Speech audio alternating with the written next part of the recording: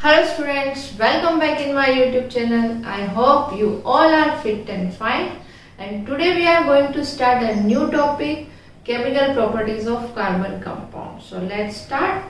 Chemical property में हम आज पढ़ेंगे chemical reactions. ठीक है, क्या क्या chemical reactions carbon compounds में होती है तो हम देखते हैं. There are 4 type of chemical reaction in carbon compound. First is combustion, second oxidation, third addition and fourth one is substitution reaction. Okay, तो ये 4 रिएक्शन हम आज पढ़ते हैं, तो वन बाय वन हम स्टार्ट करते हैं. Okay, first one is combustion. Okay, combustion meaning burning. ठीक है, कंबशन का जो मीनिंग होता है वो होता है बर्निंग. अब देखिए हम पढ़ रहे हैं कार्बन के बारे में. अगर कोई भी कार्बन या कार्बन कंपाउंड को जब जलाया जाता है, ठीक है, तब कार्बन डाइऑक्साइड प्रोड्यूस होती है और बहुत ज्यादा हीट एंड लाइट प्रोड्यूस होती है. ओके, तो सबसे पहले हम डेफिनेशन पढ़ेंगे. The process of burning of carbon compound in air to give carbon dioxide, water vapour, heat and light is known as combustion. देखिए, कोई भी कार्बन कंपाउंड को जब बर्न किया जाता है, किसी भी कार्बन कंपाउंड को जब जलाया जाता है, तो हमको carbon dioxide, water vapour, heat and light मिलती है. ठीक है, तो इस प्रोसेस को हम बोलते हैं कंबशन. चलिए अब हम कुछ रिएक्शंस देखते हैं. जैसे कोई कार्बन है, किसी भी कार्बन को जब बर्न करते हैं, या फिर हम लिख सकते हैं C+O2. ठीक है, तो क्या बनता है CO2. ठीक है, क्या बनेगा CO2 plus CO2 plus heat generate होगी प्लस लाइट. ये रिएक्शन आपको लिखनी है. ठीक है, carbon plus oxygen gives carbon dioxide plus heat plus light. ठीक है, अब इसी तरह से हम कोई कार्बन कंपाउंड का एग्जांपल ले लेते हैं. जैसे मैंने एग्जांपल लिया मीथेन, CH4.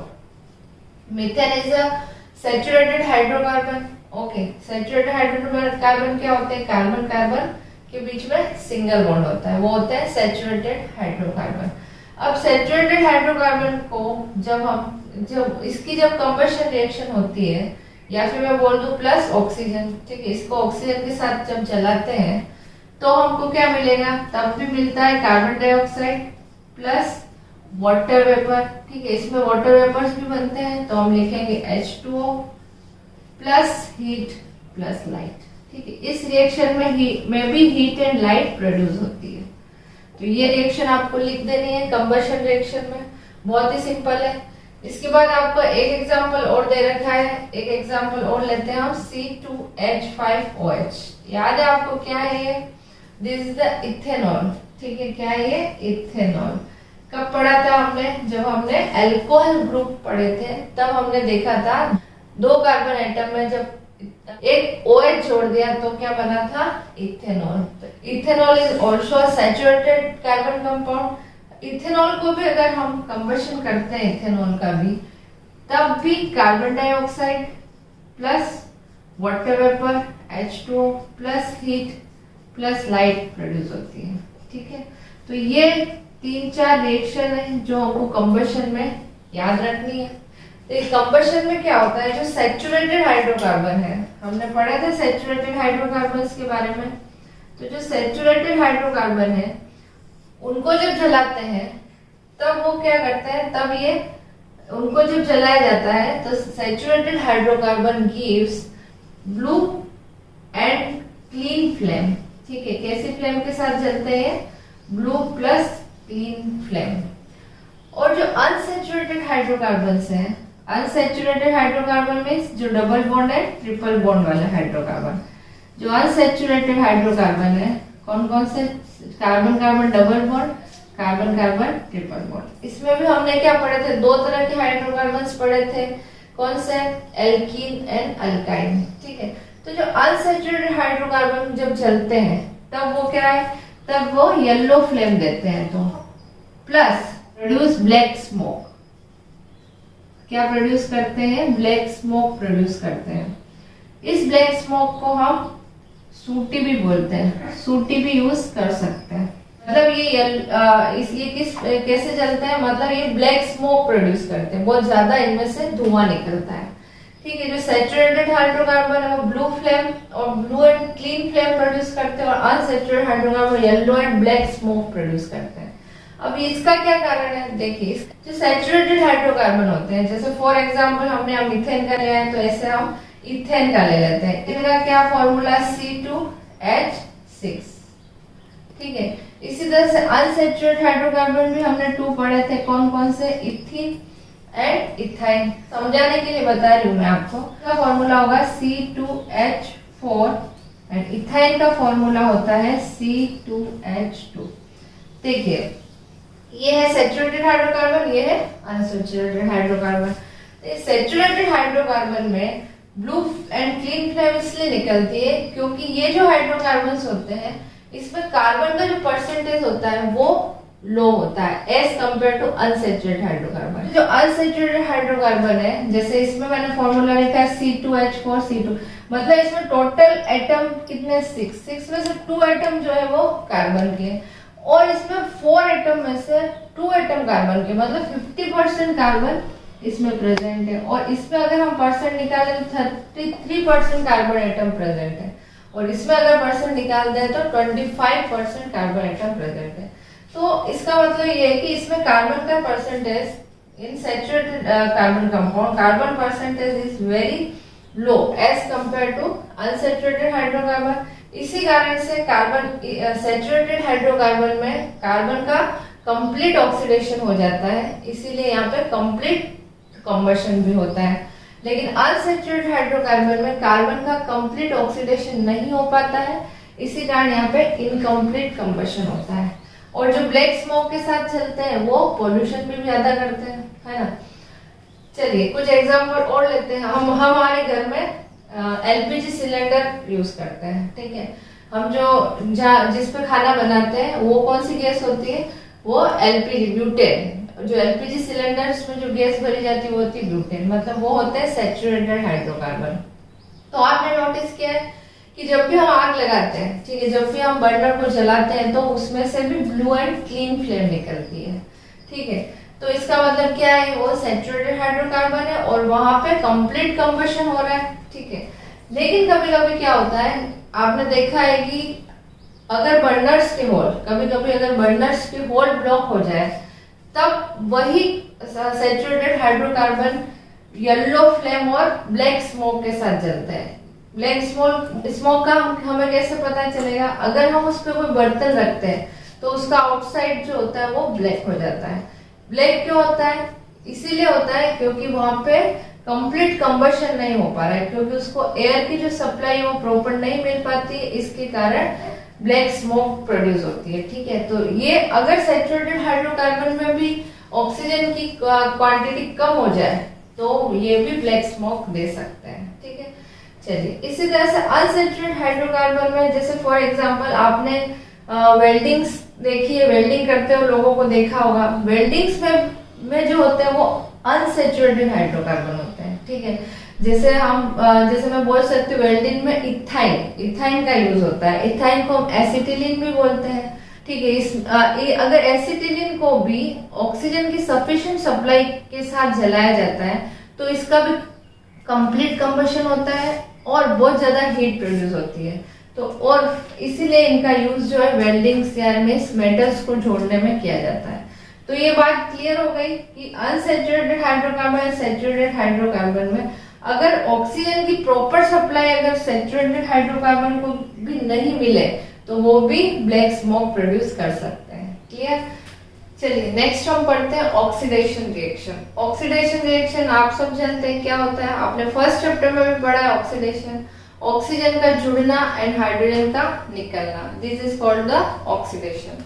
चलिए डेफिनेशन हम पढ़ते हैं, the addition of oxygen to a substance और removal of hydrogen from a substance is called oxidation. तो सिंपल है, ऑक्सीडेशन प्रोसेस क्या है, किसी भी सब्सटेंस में ऑक्सीजन का जुड़ जाना और किसी भी और हाइड्रोजन का निकलना, this is called the oxidation. अब हमने कंबशन रिएक्शन पढ़ी, तब आपने देखा combustion is also called the oxidation reaction. Combustion को भी हम ऑक्सीडेशन बोल सकते हैं, क्यों बोल सकते हैं, क्योंकि उस रिएक्शन में भी कार्बन के साथ हम ऑक्सीजन जोड़ रहे हैं, कार्बन कंपाउंड के साथ ऑक्सीजन जोड़ रहे हैं और हाइड्रोजन रिमूव हो रही है, तो so combustion is also called the oxidation reaction. चलिए अब यहाँ पे हम इथेनॉल का ऑक्सीडेशन देखेंगे। इथेनॉल होता है C2H5OH, ठीक है। ये क्या है? इथेनॉल।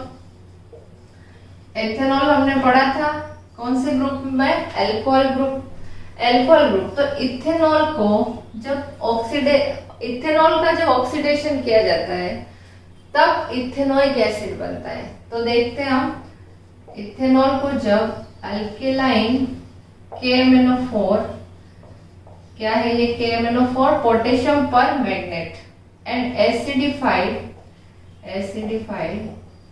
K2Cr2O7, ये दोनों स्ट्रॉन्ग ऑक्सीडाइजिंग एजेंट है, ठीक है, की प्रेजेंस में जब हम गर्म करते हैं, ठीक है, इथेनॉल को जब एल्केलाइन KMnO4 एसिडिफाइडिंग K2Cr2O7 की प्रेजेंस में जब हीट देते हैं तब हमको इथेनोइक एसिड बनता है। तब क्या बन जाता है? Ethanoic acid. तो इथेनॉल चेंज होके किसमें चेंज हो जाता है? इथेनोइक एसिड में। तो हम बोल सकते हैं कि जितने भी अल्कोहल्स है, ठीक है, तो हम यहाँ लिख देते हैं, जितने भी अल्कोहल्स का जब ऑक्सीडेशन होता है ऑक्सीडाइजिंग एजेंट की प्रेजेंस में, ऑक्सीडाइजिंग एजेंट की प्रेजेंस में, तब कार्बोक्सिलिक एसिड बनते हैं, ठीक है। क्या बनते हैं? Carboxylic acid. यहाँ हमने बना के देख लिया, इथेनॉल का जब ऑक्सीडेशन हुआ तो इथेनोइक एसिड बना। इसी तरह से पेंटेनॉल का अगर ऑक्सीडेशन होगा तो पेंटेनोइक एसिड बनेगा। हेक्सेनॉल का जब ऑक्सीडेशन होगा तो हेक्सेनोइक एसिड बनेगा। तो जितने भी अल्कोहल है वो उनको जब ऑक्सीडाइजिंग एजेंट के साथ गर्म करते हैं तो कार्बोक्सिलिक एसिड मिलते हैं, ठीक है। KMnO4 एंड K2Cr2O7, इन दोनों में ही ऑक्सीजन के जो एटम है वो बहुत ज्यादा होते हैं, ठीक है। इसी कारण से ये स्ट्रॉन्ग ऑक्सीडाइजिंग एजेंट कहलाते हैं। क्लियर? तो ये बात आपको इसमें इतना ही पढ़ना है कि अल्कोहल ऑक्सीडाइज होके कार्बोक्सिलिक एसिड बनाते हैं, ठीक है। अब हम नेक्स्ट देखते हैं एडिशन रिएक्शन। नेक्स्ट है हमारा एडिशन रिएक्शन। एडिशन रिएक्शन को हम समझते हैं, the reaction in which an unsaturated hydrocarbon combines with another substance to give a single product is called an addition reaction। देखो, एक तो नाम से पता चल रहा है एडिशन रिएक्शन मीन्स कोई ना कोई चीज ऐड हो रही है। तो एडिशन रिएक्शन जो होती है वो ओनली अनसैचुरेटेड हाइड्रोकार्बन में ही होती है, ठीक है। ये आपको याद रखना है, एडिशन रिएक्शन ओनली अकर इन अनसैचुरेटेड हाइड्रोकार्बन। अनसैचुरेटेड हाइड्रोकार्बन कौन से होते हैं? Alkyne and alkynes give unsaturated hydrocarbon, ठीक है। अगर अनसैचुरेटेड हाइड्रोकार्बन में कोई अनदर सब्सटेंस कंबाइन कर दिया जाए तो एक सिंगल प्रोडक्ट बनता है जिसको हम बोलते हैं एडिशन रिएक्शन। एग्जांपल से समझते हैं। अभी मैंने अनसैचुरेटेड हाइड्रोकार्बन में हम इथीन का एग्जांपल लेंगे, ठीक है। इथीन क्या है? इथीन का फॉर्मूला होता है C2H4, ठीक है। क्या होता है? C2H4। This is carbon carbon double bond, this is unsaturated hydrocarbon. कौन होते हैं? जिनमें कार्बन और कार्बन के बीच में डबल बॉन्ड या ट्रिपल बॉन्ड होता है। तो अगर C2H4 को हम देखते हैं, ये कार्बन और कार्बन के बीच में डबल बॉन्ड है, ये हमने बना दिया इसका स्ट्रक्चर। दिस इज इथीन, ये है अनसैचुरेटेड हाइड्रोकार्बन, ठीक है। एग्जांपल से आप समझेंगे तो और अच्छे से समझ में आ जाएगा। This is unsaturated hydrocarbon. इस हाइड्रोकार्बन में अगर मैं हाइड्रोजन कंबाइन कर दूं, ठीक है, किसकी प्रेजेंस में? निकल कैटलिस्ट की प्रेजेंस में, ठीक है। निकल कैटलिस्ट की प्रेजेंस में अगर हम हाइड्रोजन जोड़ देते हैं तो इनके कार्बन और कार्बन के बीच के डबल बॉन्ड ओपन हो जाएंगे, या फिर मैं बोल सकती हूँ कार्बन कार्बन के बीच में डबल बॉन्ड टूट के क्या जुड़ जाती है? इनसे हाइड्रोजन, ठीक है। तो ये इस तरह से बन जाता है, कार्बन और कार्बन डबल बॉन्ड जुड़ गया और हाइड्रोजन बन गई, तो ये एक नया कंपाउंड बन गया सिंगल बॉन्ड वाला, ठीक है। ये बन गया एक single bond new compound. This is called the saturated hydrocarbon, ठीक है। ये एक बन गया क्योंकि जिन कार्बन और कार्बन के बीच में सिंगल बॉन्ड होता है वो क्या होता है? Saturated hydrocarbon. तो यहाँ पे मैं लिख देती हूँ सैचुरेटेड हाइड्रोकार्बन।